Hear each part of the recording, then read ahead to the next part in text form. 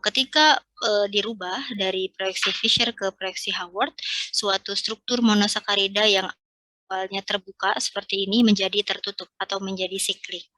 Nah, ini kalian harus perhatikan baik-baik bagaimana caranya kita mengubah proyeksi Fisher menjadi proyeksi Haworth, ya. Jadi cara kita merubah proyeksi Fisher menjadi proyeksi Haworth adalah kita putarkan ke kanan sebanyak 90 derajat.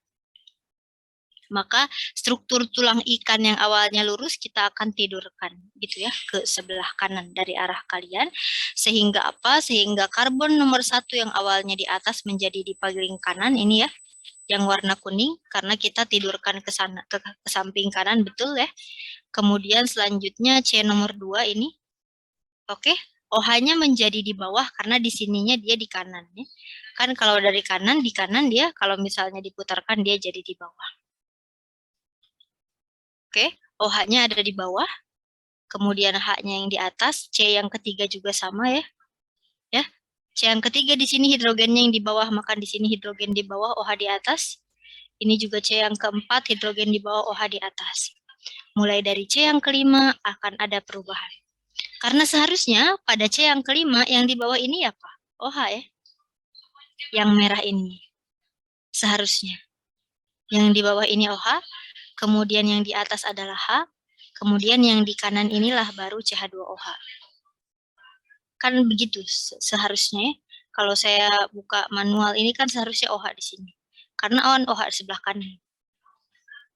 OH kan harusnya di bawah, kemudian hidrogen di atas, CH2OH di kanan. Akan tetapi untuk membuat struktur monosakarida ini menjadi siklik, ya.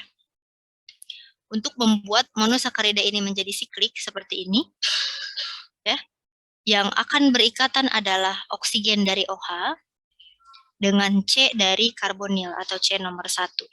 Ya, di mana yang satunya dia ini muatan parsialnya negatif, satunya positif.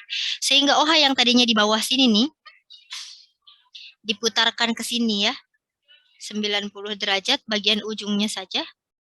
Oke, sehingga tadi CH2OH yang di sini naik ke atas, hidrogen yang di atas turun ke bawah. Gitu, jadi dia bagian sininya aja berputar. Jadi awalnya OH kan di sini dia putar ke sini. OH, CH2OH yang awalnya di kanan jadi di atas. Kemudian hidrogen di bawah jadinya, yang awalnya di atas.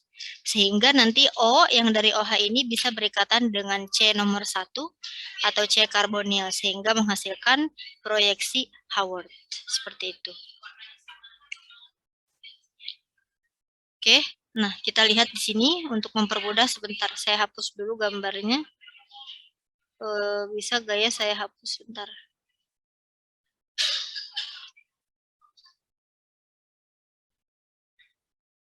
Biar kelihatan ya.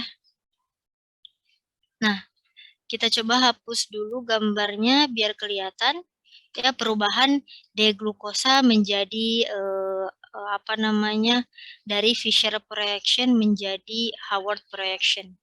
Ya, ini jadi tadi ini C nomor 2 ya, OH-nya di kanan, ini C nomor 1 ya. C nomor 1 kenapa di sini jadi ada OH-nya? Karena di sini C double bond O tadi awalnya ya. Awalnya adalah C double bond O, jadi di sini ada C. Si double bond O-nya ini berikatan dengan OH ya. Di sini sih sebetulnya reaksinya ya. Jadi C double bond O-nya seperti ini, dia OH-nya yang tadi saya gambarkan ya. Mana nih saya pakai laser. Oke, jadi ini ketika diputar, ini OH pindah ke sini, CH2OH naik, kemudian hidrogen jadi turun. Kemudian O yang ada di OH berikatan dengan C nomor 1. Oke, berikatan dengan C nomor 1 di sini. Oke, nah nanti dia itu lepas ya, H2O-nya lepas, itu sehingga di sini sisanya adalah hanya O dan H ya. Karena gini loh, dia kalau misalnya OH sama C ini, kalau misalnya CH2OH yang berikatan, kenapa OH-nya nggak dari CH2OH? Karena nanti jadi siklik 7. Siklik 7 nggak stabil ya di alam. Sehingga OH yang dari si C nomor 1, 2, 3, 4, 5 saja Yang dipakai berikatan dengan C yang ada di karbonil ya, atau C nomor 1 ini. Seperti ini. Oke, sehingga menghasilkan nanti C-nya karena berikatan tangannya satu ke sini ya. Satu berikatan ke sini, satu berikatan ke sini, dia sisa 2 tangan. 2 tangannya, satu mengikat hidrogen, satunya mengikat OH. Ya, hidrogen yang ini masuk ke sini. Oke. Ya, sehingga di sini yang awalnya C karbonil sekarang dia punya OH. Ya, karena H-nya di sini tadi masuk ke sini. Oke. Kemudian di sini C nomor 2 sesuai gambar OH-nya di kanan sehingga dia di bawah dan begitu seterusnya. Nah, ketika glukosa sudah berubah dari proyeksi Fischer ke proyeksi Haworth, maka bagaimana cara kita menentukan D atau L-nya? Ya, karena di sini kita tidak bisa melihat kanan atau kirinya, ya. Maka ketika pada proyeksi Haworth, kalau pada C nomor 5, ya, maka CH2OH-nya itu akan di atas. Ini nih. Kalau CH2OH-nya di atas, maka dia adalah D. Oke, CH2OH-nya ada di atas, maka dia D. Kalau pakai proyeksi Fischer, kita lihat kanan kiri. Kalau pakai proyeksi Haworth, kita tidak bisa melihat kanan kiri. Sehingga yang kita lihat adalah CH2OH ini apakah di atas atau di bawah. Kalau di atas seperti ini adalah yang D. Seperti itu. Kalau misalnya kita mau contohkan ya, L-glukosa, kita buktikan apakah betul L-glukosa itu CH2OH-nya di bawah. Ya, kita tinggal gambar saja proyeksi Fischer dari si apa namanya, L-glukosa ya, berarti pencerminan dari ini. Jadi seperti ini, aduh sebentar saya ambil drawing tab dulu ya.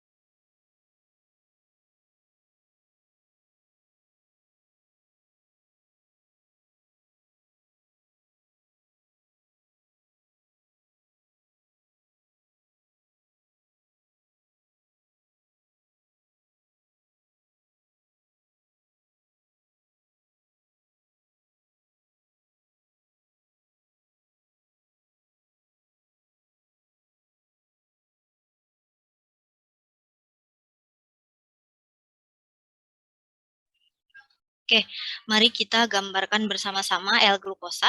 Kalau L-glukosa artinya dia pencerminan ya dari si D-glukosa ya. Jadi kita gambarnya CH2OH, kemudian COH gini ya, atau CHO sama aja. Kemudian OH dan H-nya kita balikan. Jadi OH yang di sini, H yang di sini, kemudian OH yang di sini, H yang di sini, kemudian OH yang di sini, H yang di sini, kemudian OH yang di sini, H yang di sini. Kan ya, dia kebalikan dari si D-glukosa. Nah, coba kita bersama-sama putarkan si L-glukosa ini.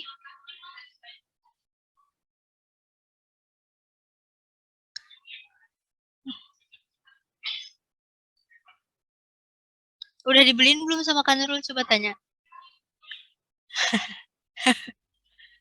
Maaf ya. Sungguh nice try. Ya, kita coba ya. Pasti ada sih yang punya kalau map plastik. Ya, kita coba ya putar ke sebelah kanan. Kalau kita putar ke sebelah kanan, putar ke kanan 90 derajat, maka jadinya akan menjadi CHO aja ya intinya, atau C double bond O gitu. H ini ya. Kemudian di sini ada C, di bawahnya hidrogen ya. Kemudian di atasnya OH, naik lagi ada C, di bawahnya OH, di atasnya hidrogen. Kemudian ada C lagi nomor 3, H-nya yang di bawah, OH-nya yang di atas. Ada lagi C, ini H-nya yang di bawah juga ya. C 1, 2, 3, 4, 5. Oh, ya. Nah, sebentar ya. Saya hapus dulu. Bener ya, bener ding.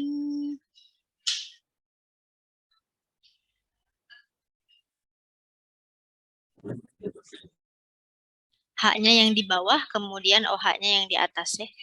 Kemudian di sini CH2OH.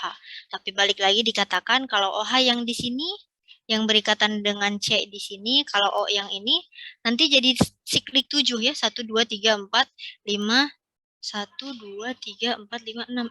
Kurang ya ini ya. Kurang 1 sebentar, saya kurang 1 gambarnya. 1 2 3 4 5 6. Enggak ding, udah bener ya. Memang cuma ada 6.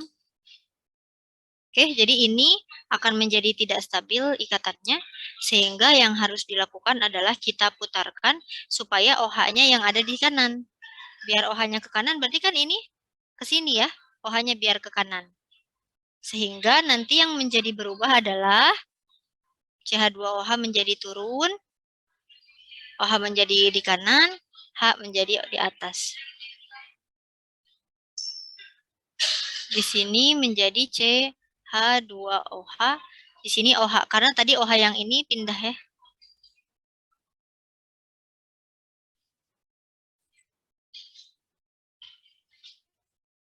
Nah, ini H yang ini tadi dari bawah, OH yang ini dari atas ke kanan. Biar apa? Biar OH yang ini bisa berikatan dengan C. Gitu. Nah, ini terbukti ya. Ternyata kalau L-glukosa, pasti CH2OH-nya di bawah.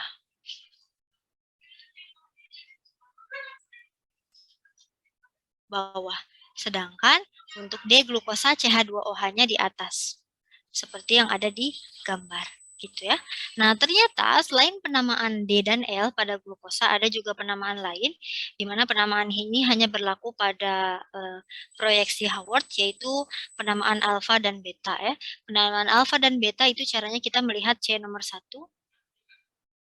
Kalau C nomor 1 OH-nya di bawah, maka dia alfa. Kalau C nomor 1 OH-nya di atas, maka dia beta. Gitu aja sih. Ya, untuk gula D, sama-sama gula D. Atau bukan yang gula L lah intinya. Ya. Nah, kita lanjutkan. Itu adalah penamaan D dan L pada proyeksi Howard. Sampai sini dulu ada yang mau ditanyakan? Proyeksi Fisher dan Howard? Ibu izin bertanya.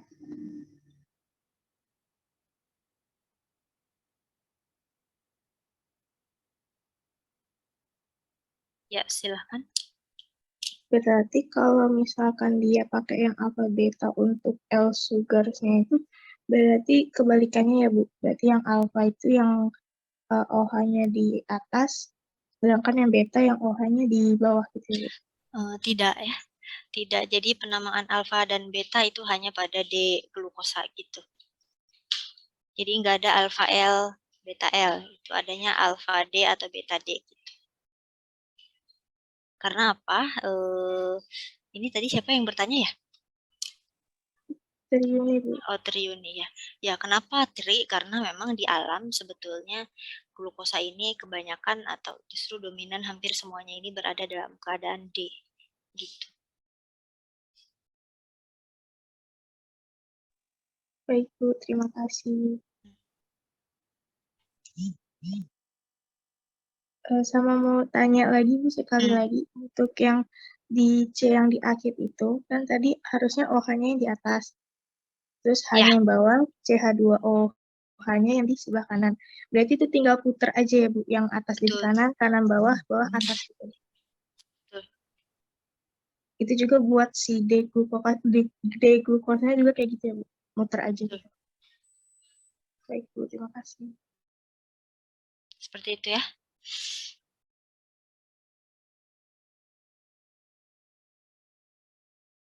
Oke, saya lanjutkan ya. Jadi kita tinggal posisikan, pokoknya OH-nya nanti dia ingin berikatan dengan C nomor 1 ya. Nah, sekarang ternyata penamaan dari si, sebentar ya, saya ada urusan.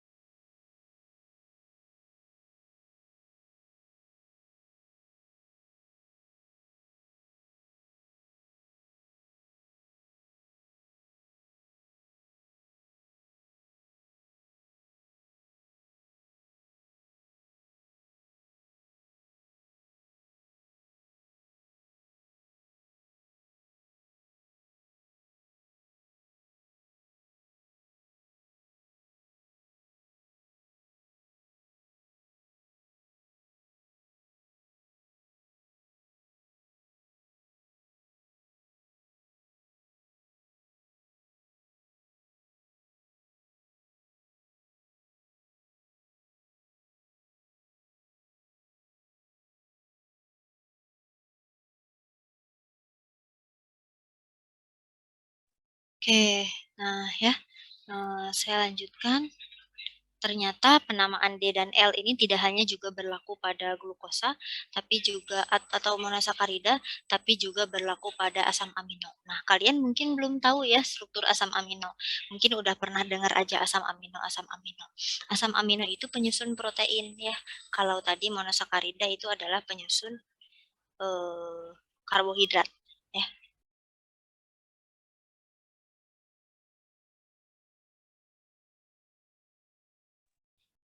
Seperti itu.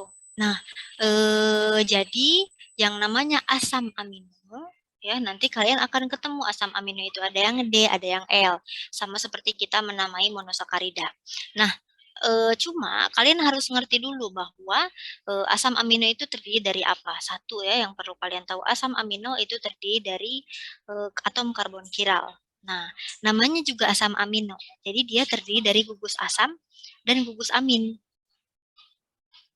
Ya. Jadi dia terdiri dari gugus asam dan gugus amin.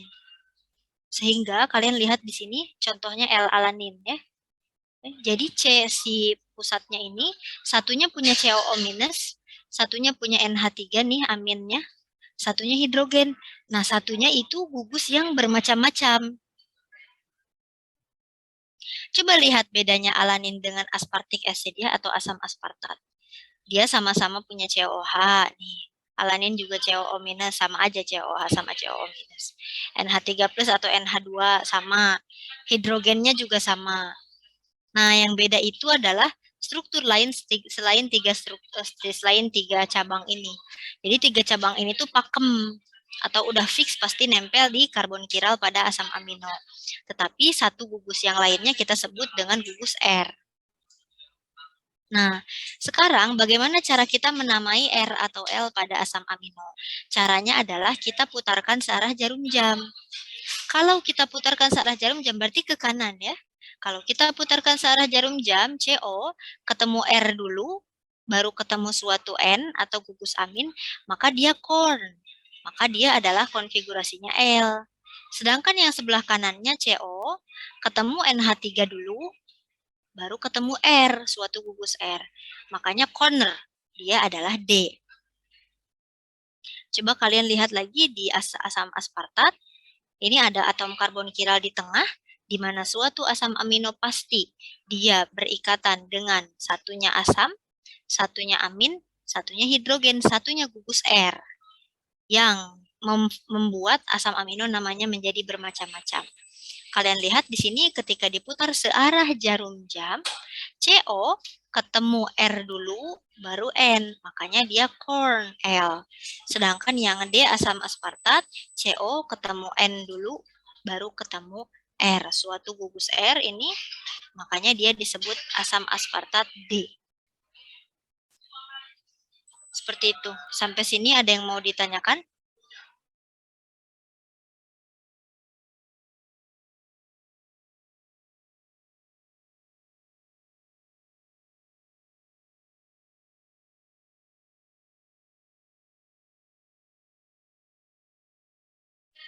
Oke, kalau misalnya tidak ada, kita masuk coba ya ke latihan soal untuk menentukan L atau D dari asam amino.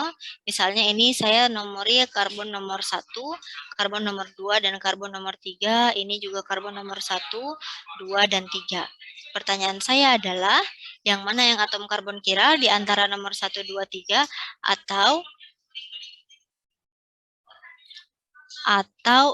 maksudnya yang atom karbon kiralnya itu yang mana? Kemudian apa namanya? Apa yang kiri itu D atau L, yang kanan itu D atau L? Boleh raise hand. Ya, silahkan Fibria.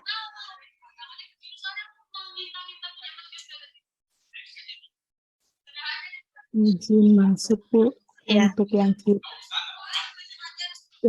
kiri itu atom kiralnya di nomor 2, terus dia penamaannya itu D.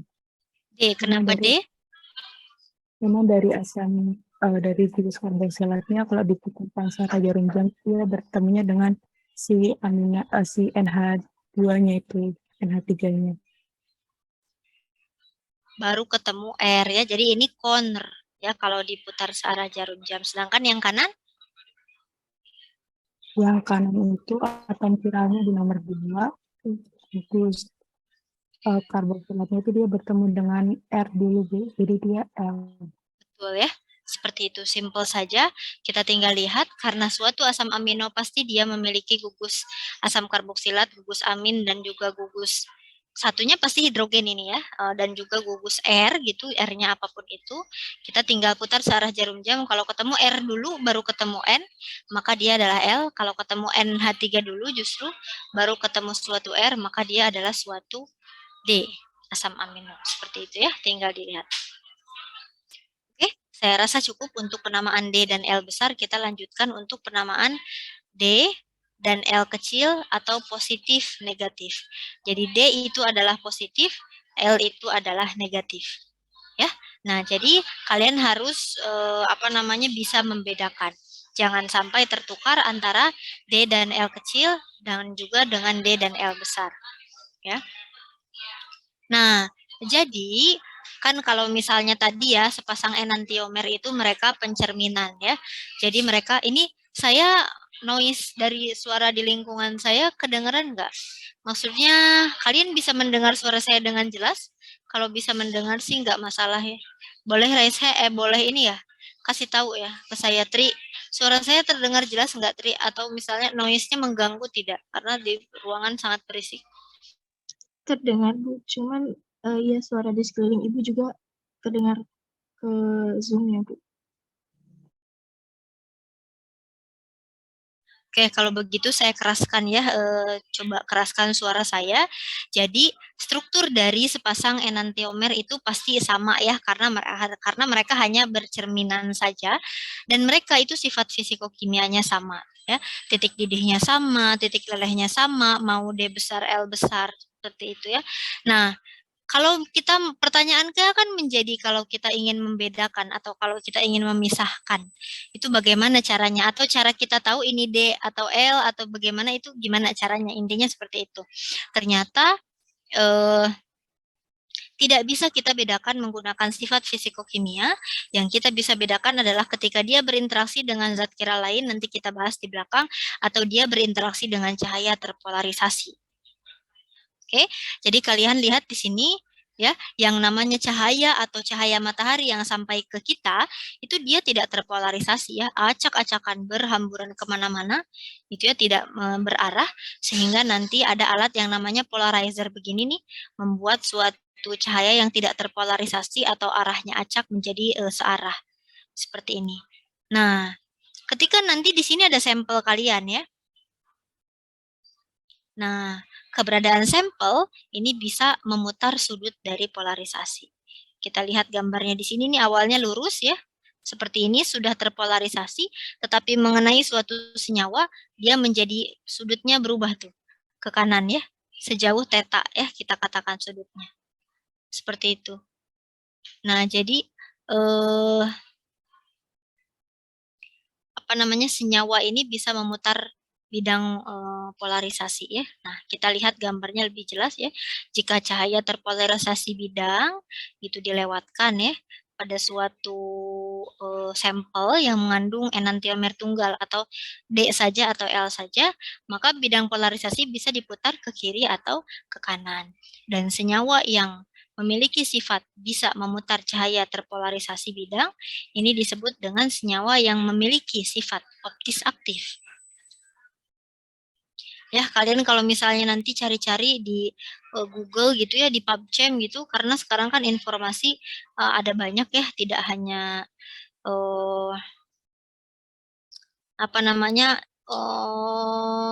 di PubChem itu informasinya struktur apa ada banyak. Nah, salah satunya adalah nanti sudut optis aktifnya bisa diketahui. Ya, jadi dia bisa kalian lihat deh. Jadi ini lurus kan? Sudah dia itu arahnya banyak melewati polarizer jadi lurus nih. Seperti ini kan? Ini cahaya yang sudah terpolarisasi kan? Nah, ketika melewati sampel kita, perlahan-lahan dia akan berputar ya pada suatu sudut tertentu. Kalian lihat. Dan ini bergantung pada panjang dari si tabungnya. Sampel kita kan nanti disimpan di dalam tabung. Kalian lihat deh. Karena kenapa? Karena makin panjang tabungnya, makin bengkok juga ya. Atau semakin miring juga tuh sudutnya. Gitu ya. Nah, cara kita menghitung sudutnya itu ada rumus matematikanya.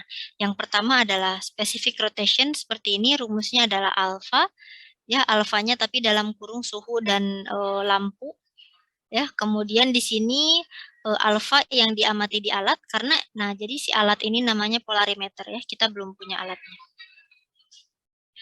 Si alfa ini dibagi dengan dibagi dengan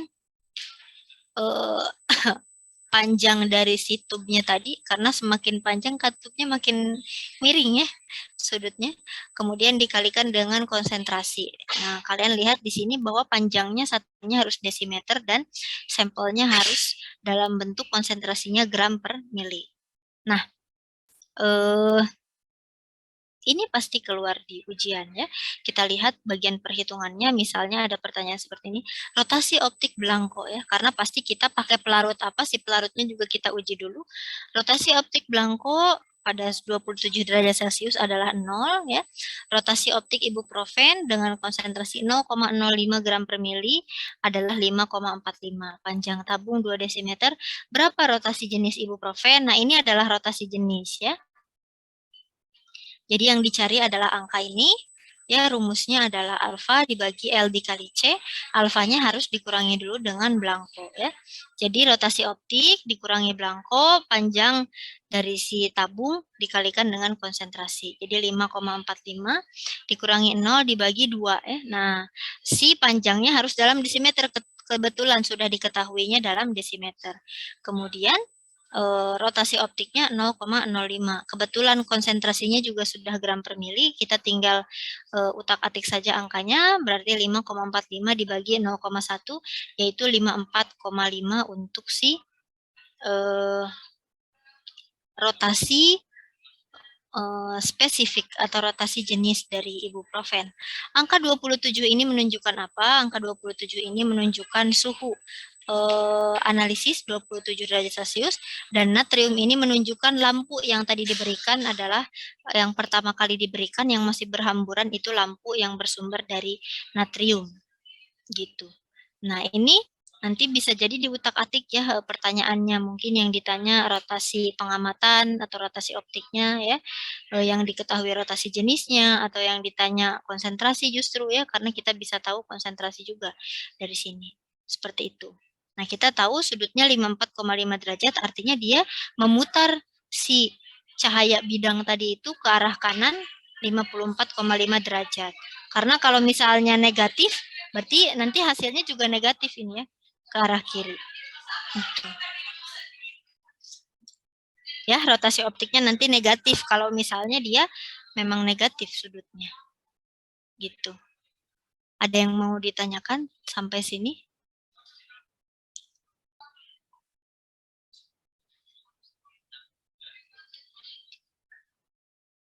Oke, saya lanjutkan ya kalau gitu.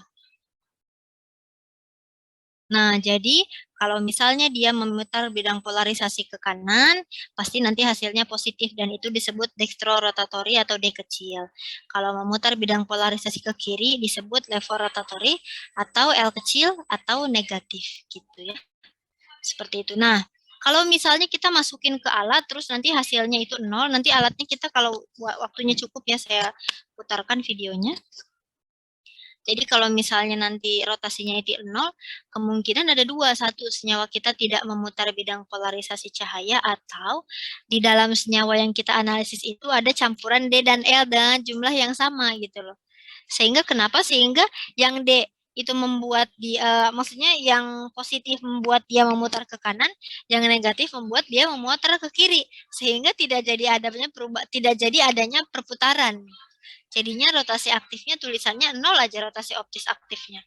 Gitu ya, padahal di dalamnya itu ada campuran. Seperti itu. Sampai sini ada yang mau ditanyakan? Kita akan masuk ke materi yang paling sulit ya, yaitu sistem penamaan R dan S. Dan ini yang paling banyak digunakan untuk obat. Silahkan untuk diperhatikan baik-baik.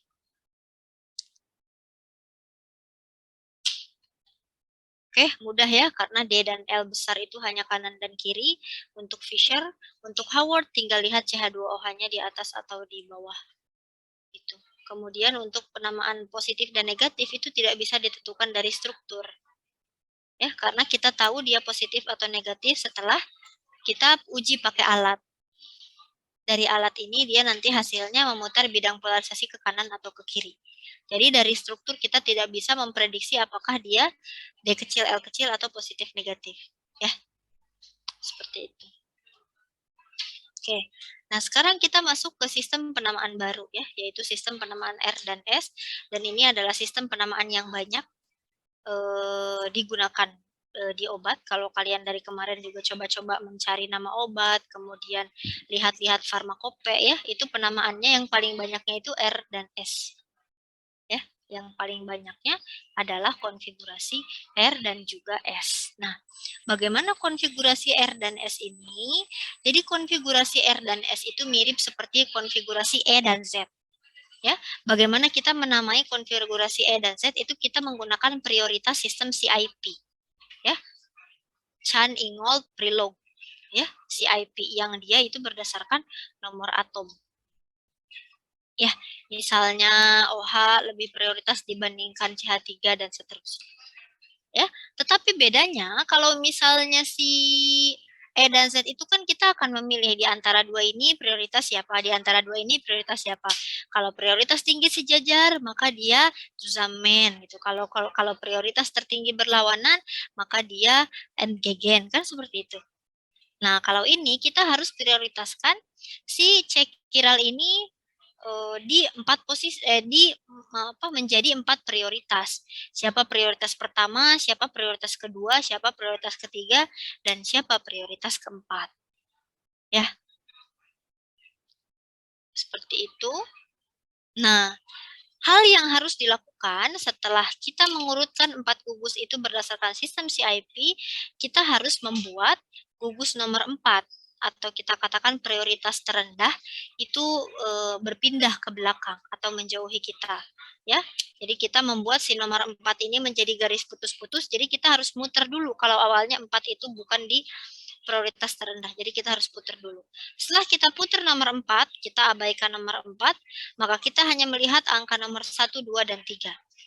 Jika prioritas 1, 2, dan 3 itu kita urutkan, dan dia itu searah jarum jam, maka dia adalah R atau rectus.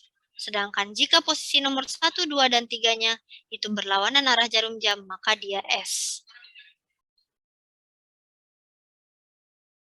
Oke?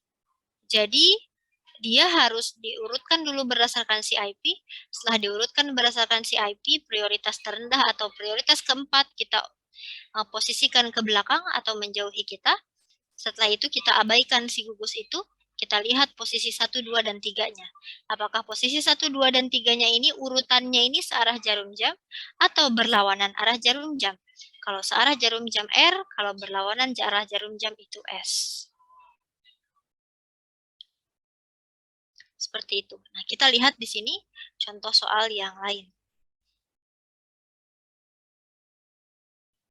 Oke, di sini kita akan melihat nomor 1 ini. Oke, dari suatu atom karbon kiral dia berikatan dengan 4 gugus, ya. Ada gugus Br, Cl, CH3 dan hidrogen. Tentu saja yang pertama adalah kita harus memutuskan prioritas tertinggi hingga terendah. Dari sini kita bisa tahu bahwa Br itu lebih prioritas dibanding Cl, dibanding CH3, dan juga dibanding hidrogen.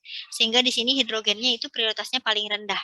Ya, jadi ini prioritas pertama, ini prioritas kedua, dan ini prioritas ketiga, ya. Kebetulan hidrogennya sudah di posisi belakang, sehingga kita tinggal abaikan saja, karena garis putus-putus ini artinya menjauhi pembaca. Tinggal kita lihat urutkan nomor 1, 2, dan 3 ini seperti apa. Ternyata dia ke sini berputarnya, ya, atau searah jarum jam, dan dia adalah R. Gitu, ya. Jadi ketika dia searah jarum jam, dia R. Ini contoh yang S adalah ketika BR dan CL-nya ke sini, ya. CH3 berlawanan arah jarum jam, maka dia adalah S. Seperti itu. Udah, ya. Nah, sekarang kita coba latihannya. Boleh raise hand mau mengerjakan nomor berapa? Nomor 1, 2, 3, 4, atau 5. Ya. Tentukan apakah dia R atau S. Boleh raise hand?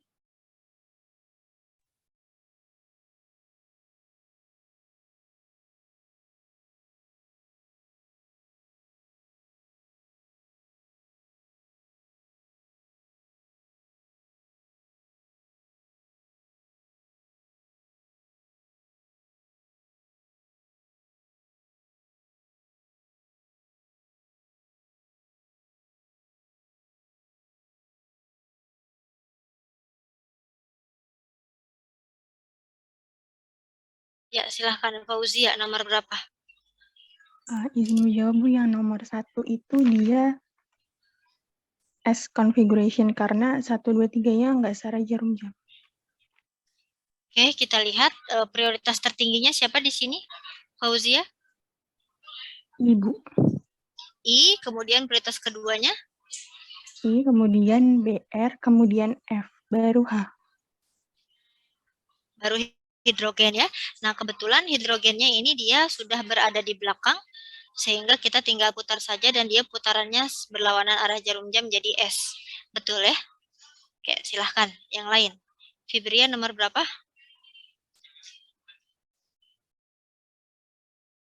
Yang nomor 3, Bu. Nomor 3, gimana yang nomor 3? Itu yang nomor 1-nya yang S, terus yang nomor 2-nya yang CH3, nomor 3-nya yang H. Seperti ini. Iya, Bu. Sehingga dia S atau R?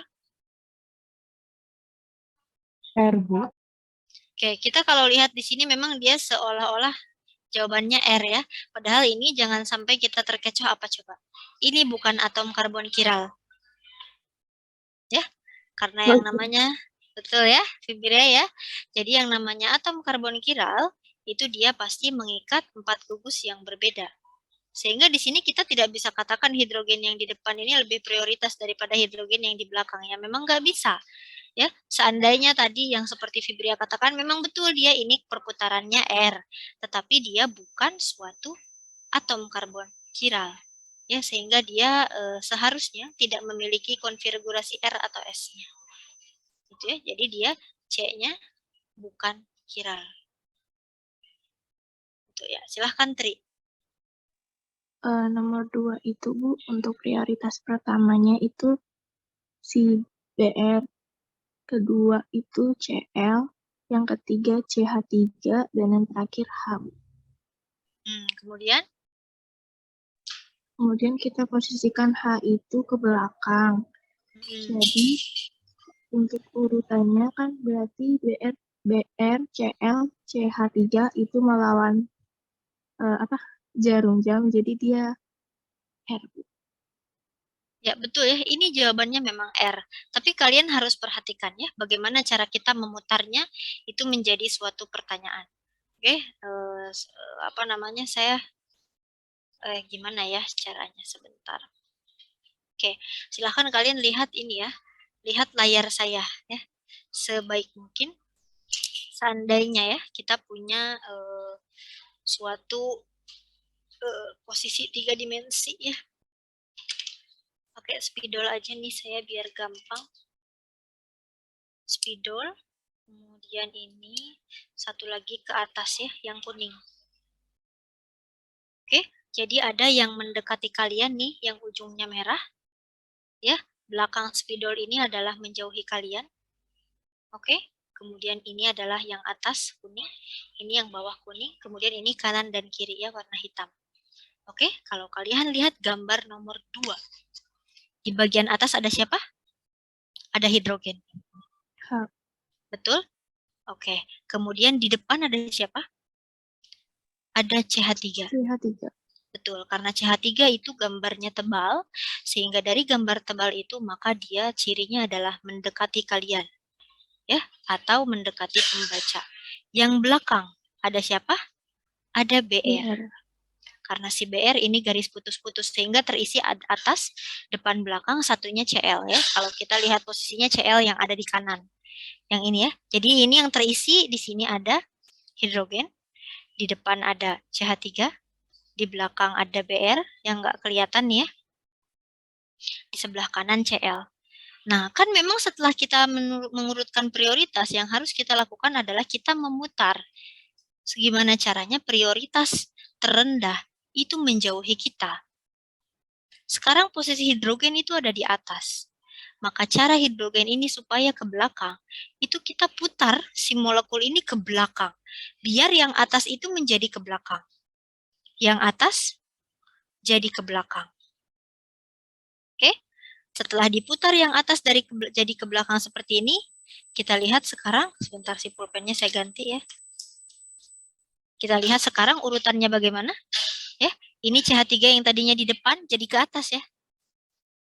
Betul ya, kalau misalnya kita gambarkan misalnya setelah kita putar ya, maka C ini akan ada CH3 di atas. Betul ya, karena dari depan ya, karena dari depan sebentar. Ya, karena dia dari depan tadi ke atas. Oke, tadinya awalnya di sini ada apa? Ada ada BR ya.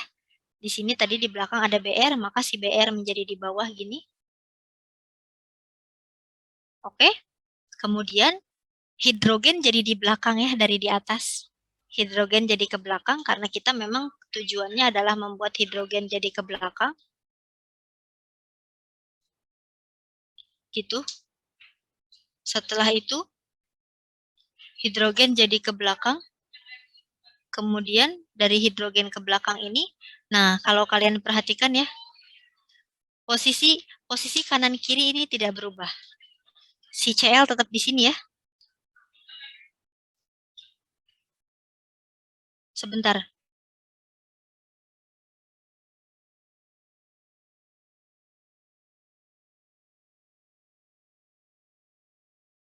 Sebentar ya.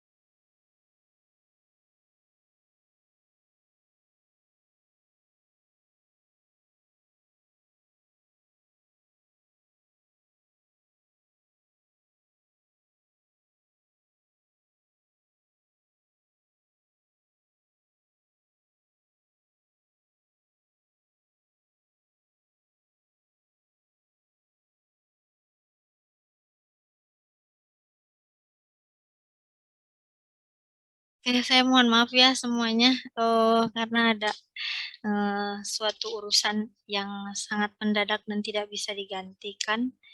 Jadi saya tadi ya warawiri dulu. Nah, sampai mana tuh tadi ya? Nah, jadi sebelah kanannya itu tetap CL ya. Karena kenapa? Karena kalau kita lihat tadi si CL ini tidak diputar. Ya, si CL ini tidak di apa namanya? Karena kita putarnya itu dari depan ke belakang. Tadi itu ini di depan, ini di atas, ini kanan kiri kan. Kemudian kita putar, CH3 yang di depan ini menjadi ke atas. Nah, lihat ya, yang hitam ini atau kanan kiri ini tidak berubah.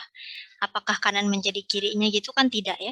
Sehingga konfigurasinya menjadi seperti ini, kita urutkan, ini prioritas pertama, ini prioritas kedua, ini prioritas ketiga ya. Dan dia itu posisinya adalah R. Gitu.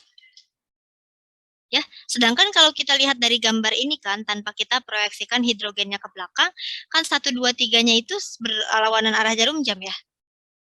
Ya, makanya itu karena di dalam penetapan konfigurasi R atau S kita perlu sekali untuk memutar gugus prioritas keempat atau biasanya dalam hal ini paling sering itu hidrogen itu ke bagian belakang atau menjauhi kita. Itu. Nah, bagaimana dengan soal nomor 4? Nah, kita lihat soal nomor 4, kita ibaratkan tadi lagi seperti ini. Oke, soal nomor 4. Kita urutkan dulu deh prioritasnya. Prioritas pertama siapa? OH ya. Ini prioritas pertama. Kemudian ini prioritas kedua dan ini prioritas ketiga. Ini adalah prioritas keempat. Oke, nah prioritas pertama, dia itu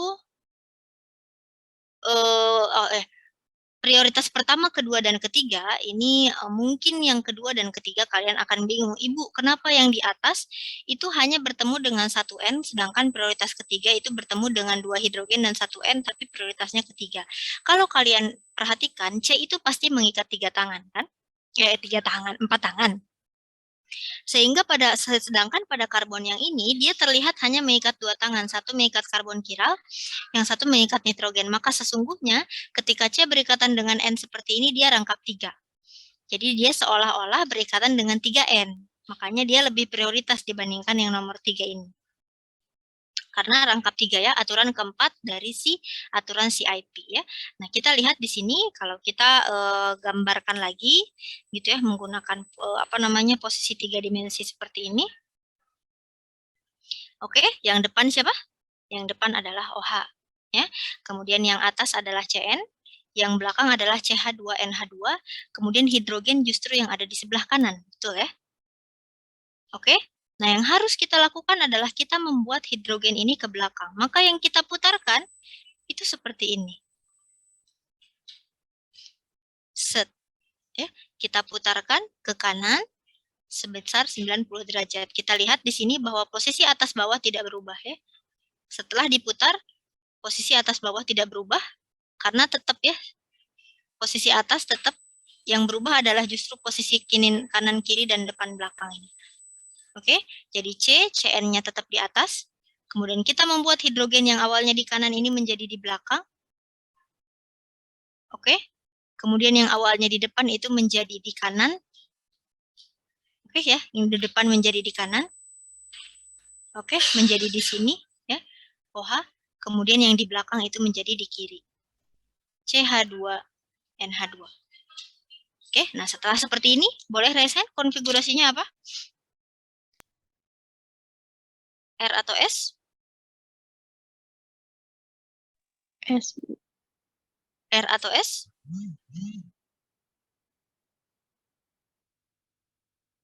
R. R ya? Iya, R. Karena ini nomor 1, kemudian ini nomor 2, dan ini nomor 3 ya. Seperti ini. Gitu. Oke, jadi dia adalah R. Gitu.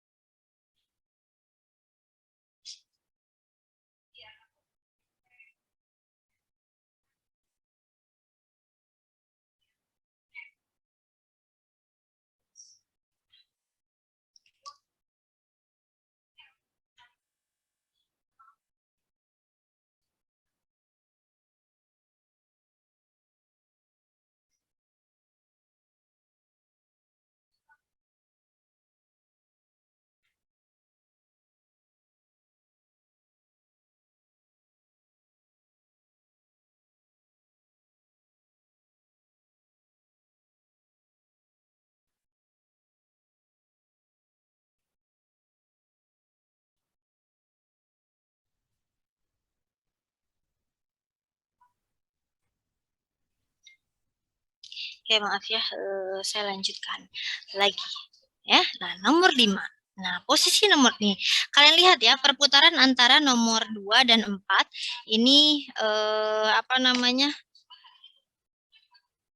Berbeda ya. Yang satu dari depan ke belakang, kemudian yang satu dari apa namanya? Kanan ke belakang gitu ya. Jadi berbeda ya, nomor 2 dan 4 ini contohnya bagus karena perputarannya beda-beda. Kalian perhatikan nomor 5.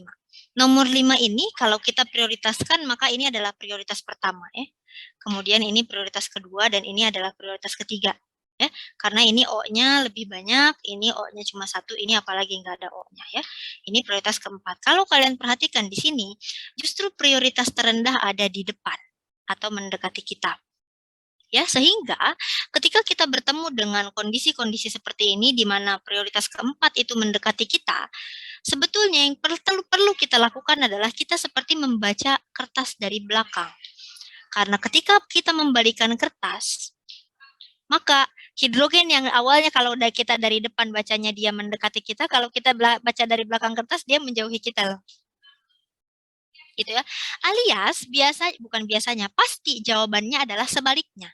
Jadi misalnya ketika posisi hidrogen di depan ini konfigurasinya adalah R, ya, tetapi karena hidrogennya ini berada di depan, di mana dia adalah prioritas terendah, berarti jawabannya adalah S, gitu loh. Ya, jadi kita hanya akan memutar-mutar suatu urutan dari ikatan rangkap, bukan ikatan rangkap, posisi 4 ikatan yang terikat pada karbon kiral, jika dia berada pada posisi di atas atau di kanan ya, di kiri gitu, di bawah gitu. Ya, kalau misalnya dia posisinya sudah di belakang, kita tinggal baca. Kalau dia posisinya di depan, maka jawabannya adalah sebaliknya. Seperti itu saja mudah. Gitu ya. Jadi yang harus diputer-puter ini contohnya soal nomor 2 dan 4. Gitu. Oke? Ada yang mau ditanyakan?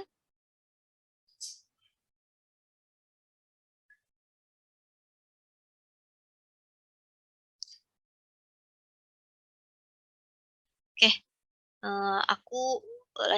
Saya lanjutkan lagi ya. Oke. Nah, sekarang kita lihat di sini bahwa kalau kalian mengingat dari si monosakarida, ya, kita tahu bahwa di dalam suatu struktur itu bisa jadi mengandung lebih dari satu atom karbon kiral. Ya. Lalu bagaimana cara penamaan jika ada lebih dari satu atom karbon kiral? Maka kita tinggal nomorin, misalnya karbon nomor 2 itu R, karbon nomor 3 itu R gitu. Jadi ini contoh penamaannya. Ya, karbon nomor 2 R, karbon nomor 3 R. Nah, tentu saja kita jadinya analisis satu persatu setiap karbon kiral tersebut. Misalnya ini kan posisi karbon nomor 1, karbon nomor 2, karbon nomor 3, dan karbon nomor 4. Ya. Nah, di sini siapa yang merupakan atom karbon kiral? Yang merupakan atom karbon kiral itu adalah yang ini ya, apa namanya, yang berpotongan antara garis horizontal dan juga garis vertikal. Gitu. Ya, berpotongan antara garis horizontal dan juga garis vertikal. Seperti ini. Itu kan pasti dia kalau ada perpotongan seperti aturan Fisher, berarti dia di situ ada atom karbon kiral. Kita tinggal analisis satu-satu. Kita analisis atom karbon nomor 2. Nomor 2 ini sebelah kanan berikatan dengan OH, sebelah kiri berikatan dengan hidrogen, atas berikatan dengan karbonil atau CHO, yang bawah berikatan dengan struktur ini ya. CHOH, CH2OH. Atau ini ya. Nah, kalau kalian ingat dalam aturan Fisher itu bahwa kalau aturan Fisher itu garis horizontal itu menjauhi pembaca, garis vertikal itu menjauhi pembaca, garis horizontal itu mendekati pembaca. Kita lihat di sini posisi hidrogennya mendekati pembaca. Maka kita tidak usah repot-repot putar, kita hanya baca saja, setelah itu kita jawabannya berarti kebalikannya. Kita baca ya, prioritasnya adalah nomor 1 ini, nomor 2 ke atas ya, karena ini berikatan dengan 2 oksigen, anggapannya ada double bond. Kemudian prioritas ketiganya yang bawah 1, 2, 3. Dia adalah S, karena berlawanan arah jarum jam, berarti jawabannya R gitu loh. Ya, sama dengan atom karbon nomor 3. Kalau kita analisis atom karbon nomor 3 ini, ya, maka kita tinggal lihat hidrogennya ada di posisi horizontal, di mana pada proyeksi Fisher garis horizontal itu menandakan mendekati pembaca. Karena prioritas keempat itu posisinya mendekati pembaca, maka kita tinggal baca dan jawabannya adalah jawaban sebaliknya. Oke, ini kita baca nomor 1, nomor 2, dan 3, S juga, ya, berlawanan arah jarum jam, sehingga aslinya berarti dia adalah searah jarum jam. Atau R, makanya namanya menjadi 2R, 3R gitu loh. Ya, seperti itu. Ada yang mau ditanyakan dulu?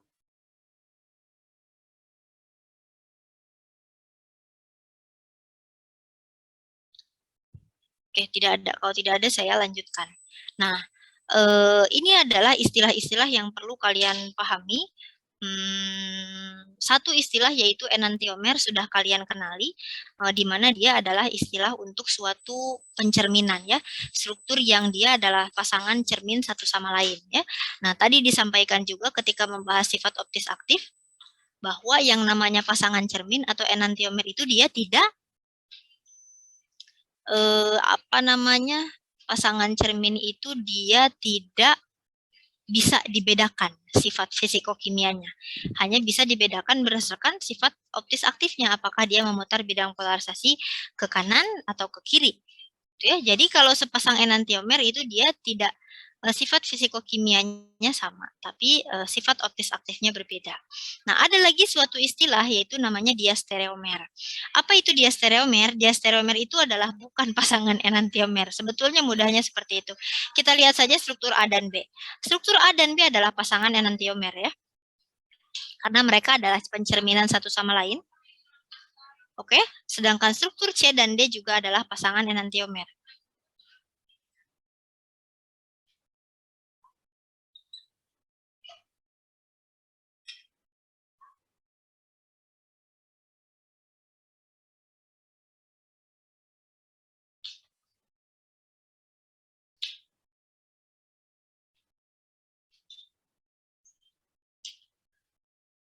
Oke, sedangkan yang ini, sedangkan antara A dengan C gitu kita katakan, ya. Dia bukan pencerminan satu sama lain sih, tapi atom-atom yang menjadi penyusunnya sama gitu, tapi ya beda posisi. Nah, itu namanya diastereomer. Kayak A dengan C, ya. A dengan C, A dengan D, B dengan C, ini adalah diastereomer.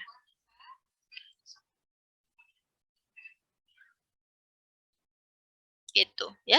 Ini juga sama, ya. D eritrosa dengan L eritrosa itu ya pasti pencerminan satu sama lain. Tetapi dengan treosa sebetulnya dia mirip-mirip, ya, atau atom-atom yang terlibat sama aja, ya. Tetapi dia bukan pasangan cermin.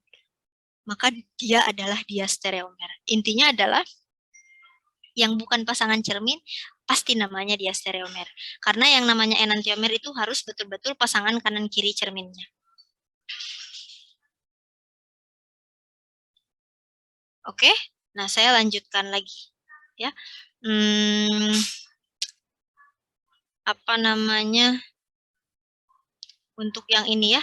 Ini PR aja, ya. Latihan ini S ibuprofen sama R ibuprofen. Coba kalian cari, ya, S dan R-nya kenapa dan bagaimana, ya. Nah, ini kalian perhatikan nih, ini hidrogennya di depan, ya. Ini misalnya ada hidrogen di belakang. Nah, silahkan nanti dibaca. Ini yang A, B, C, dan D itu PR.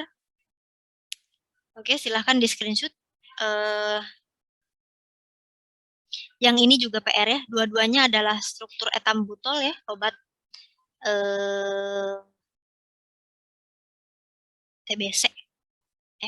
Nah, coba cari di antara etambutel atas dan bawah, yang mana yang merupakan atom karbon kiral dicari. Setelah kalian dapat yang mana saja yang atom karbon kiral, tentukan apakah dia R atau S. Ya, minggu depan akan kita bahas. Oke, jadi ada 2 PR-nya, ya. Oke, next adalah istilah baru yang perlu kalian kenali yaitu mesocompound, ya. Apa itu mesocompound? Jadi mesocompound itu adalah senyawa yang bisa dihimpitkan dengan cara dilipat pada bilangan pada bidang simetri. Jadi gini nih, ya. Kalau kayak kertas gitu dilipat 2 gitu loh. kertas dilipat dua gitu. Ya, jadi kalian lihat di sini bidang simetri yang ini. Ya, ketika dia dipotong tengah-tengah gini, ketika dia dilipat, hidrogen ketemu hidrogen, CH3 ketemu CH3, Cl ketemu Cl. Gitu ya. Jadi dia apa namanya?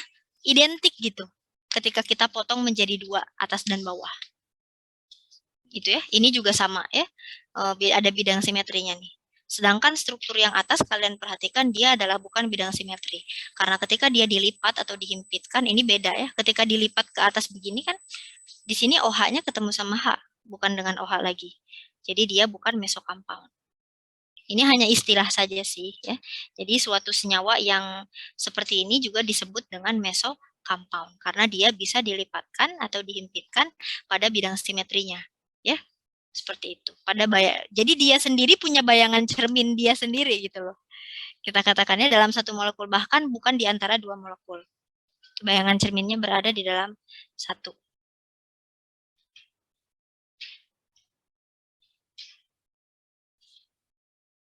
Sebentar.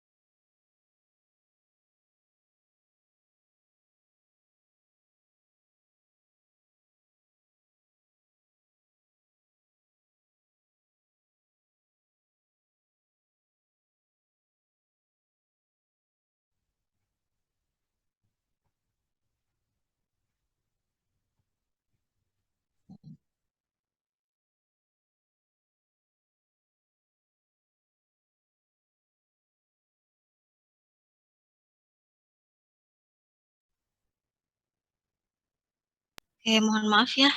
Saya betul-betul mohon maaf untuk ketidakfokusan saya dalam mengajar. Semoga kalian tetap bisa menyerap materi yang coba saya berikan ya. Kita sampai ke mesokampound. Kita akan lanjutkan. Oke, kita akan masuk ke 3 subtopik terakhir ya. Yang pertama adalah rasemat dan pemisahannya. Udah mau jam 3. Kalian ada kelas jam 3? Tidak ada. Oke. Nggak apa-apa ya, kita coba lanjutkan. Jadi si rasemat ini, tadi ya, rasemat itu campuran. Oke, jadi kalau misalnya kita beli misalnya ya serbuk ibuprofen. Nah, kita tidak tahu apakah serbuk ibuprofen yang kita beli itu berada pada konfigurasi S-nya atau R-nya atau campuran keduanya dalam jumlah yang ekimolar atau kita katakan setara. Itu ya, nah rasemat itu seperti itu. Nah, bagaimana caranya kita memisahkan? Ya, karena tadi saya sampaikan bahwa hanya salah satu dari bentuk 3 dimensi itu yang memiliki aktivitas farmakologi. Ya, nah pemisahan dari suatu rasemat itu kita sebut dengan proses resolusi. Tetapi kalau di dalam bahasa Inggris ya, kalian mencari jurnal itu namanya resolve atau resolving. Itu. Nah, caranya adalah yang pertama itu menggunakan mikroorganisme.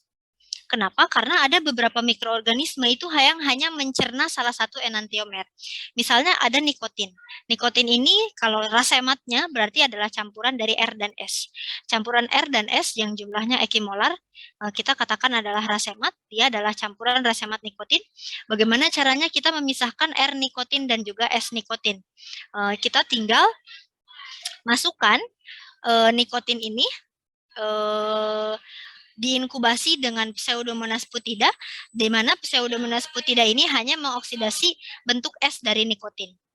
Oke, di mana berarti bentuk S-nya akan termetabolisme, sehingga sisanya adalah, dan dia akan berubah struktur, sisanya adalah bentuk R yang utuh, sehingga kita bisa mengisolasi struktur nikotin dalam konfigurasi 3 dimensi yang R, itu. Ya. Nah, seperti ini. Cara yang kedua adalah kita membuat diastereomer. Dari enantiomer kita rubah dulu dalam bentuk diastereomer. Bagaimana caranya? Karena yang namanya enantiomer secara sifat fisikokimia itu tidak bisa kita pisahkan, maka susah. Itu kita mau mengisolasi salah satu. Ya, kita mau mengambil salah satu. Itu sulit. Yang berbeda sifat fisikokimianya adalah diastereomer. Maka yang enantiomer ini kita rubah dulu ke dalam bentuk diastereomer. Misalnya ini adalah enantiomer nih. Saya katakan yang ini ya, atas dan bawah. Cuma beda OH-nya depan belakang ini ya. Kalian perhatikan, yang menjauhi kita, yang satu menjauhi kita, yang satu mendekati kita. Oke, cuma beda depan belakang saja. Dia adalah pasangan cermin. Kita reaksikan dengan suatu senyawa kiral lain. Karena ketika kita reaksikan dengan suatu senyawa kiral lain, dia bukan lagi cermin satu sama lain. Lihat deh, ini sama-sama kita katakan garis atas. Ini kan menjadi OH-nya ke belakang, yang ininya tetap sama. Jadi meskipun direaksikan dengan pasangan kiral yang sama, kalau kita ada cermin di sini, ini bukan lagi pasangan cermin. Bukan lagi enantiomer, dia berubah menjadi diastereomer dan kita bisa pisahkan bahkan hanya dengan prinsip sederhana perbedaan kelarutan. Kita bisa rekristalisasi atau bahkan kita bisa pisahkan dengan cara mereaksikan dengan suatu senyawa dan kita dekantasi. Yang satu mengendap, yang satu tidak, gitu loh.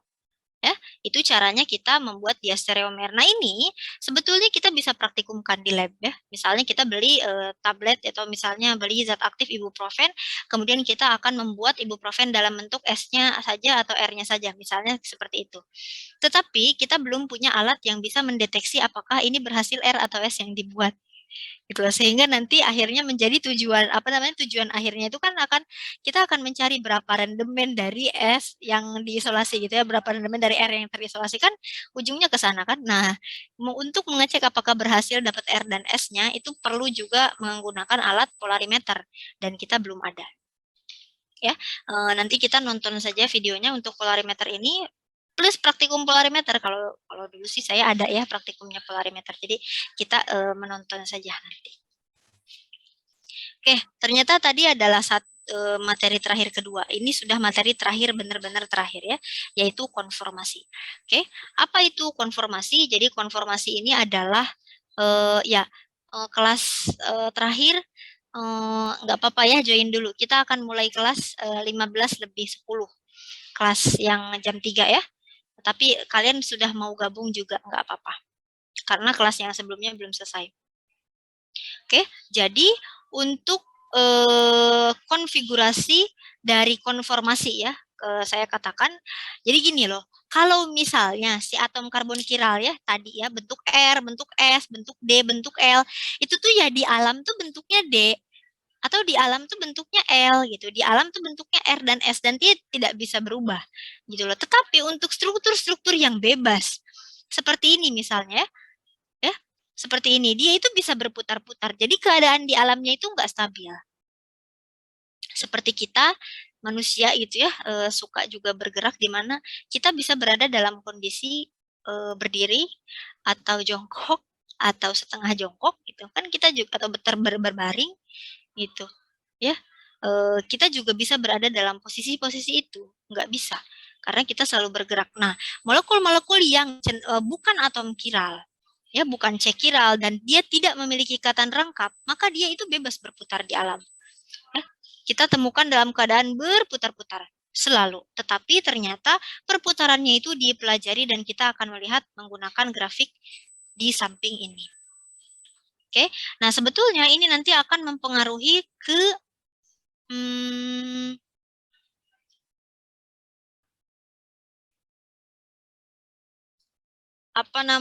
itu akan mempengaruhi ke kimia medisinal ya, dimana kimia medisinal itu kalian nanti pelajarinya di semester tahun depan untuk melihat si struktur ini tuh bisa muter-muter gitu ya. Nah, kita lihat di sini.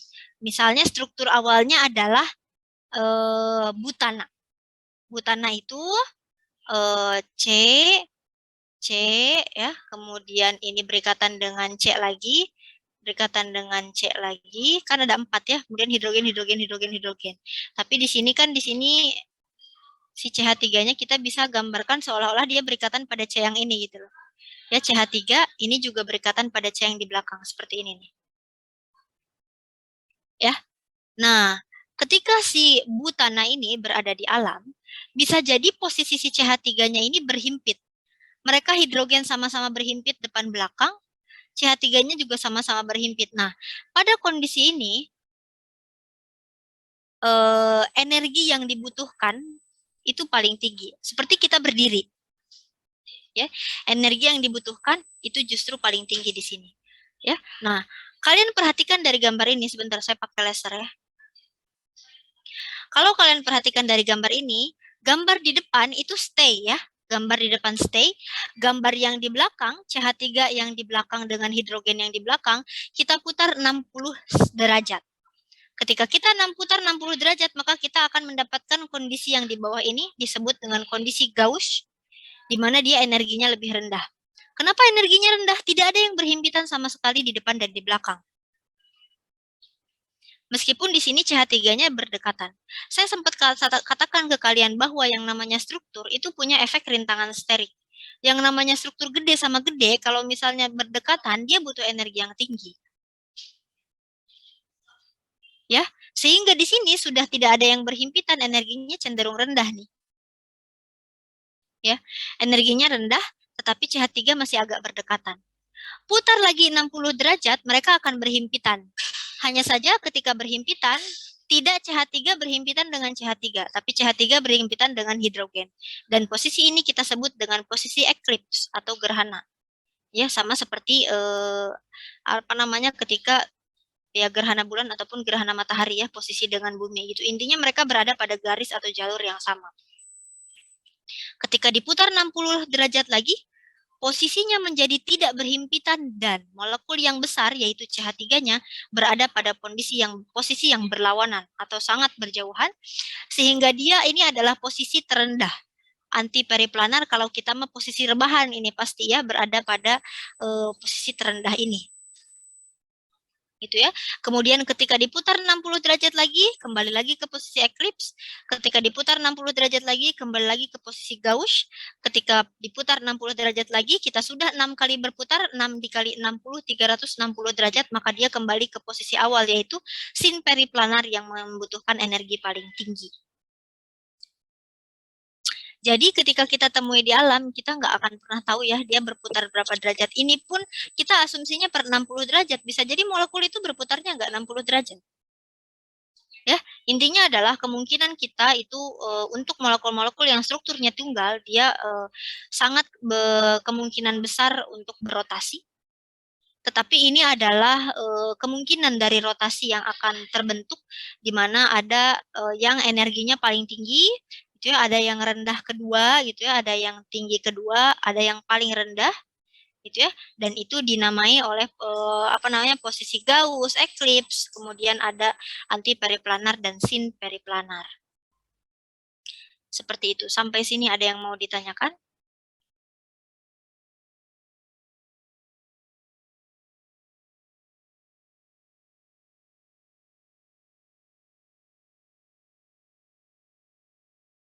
Silahkan Fibria. Maaf Bu, izin bertanya. Jadi itu kita memutarkannya itu kita harus dari yang searah jarum jam dulu ya Bu. Maksudnya itu kan kayak yang 60 derajat sama 30 derajat itu dia jaraknya hampir sama. Cuma karena yang 60 derajat itu dia diputarnya duluan, jadi dia energinya lebih kecil itu Bu. Jadi maksudnya kita nggak bisa memutarnya itu ke berlawanan arah Bu. Bisa berputar berlawanan arah, sama saja. Tapi mau berputar berlawanan, misalnya 60 derajat ke searah jarum jam, ataupun berputar 60 derajat berlawanan arah jarum jam, pasti akan ketemu Gauss gitu. Ini kan sama-sama nih posisinya.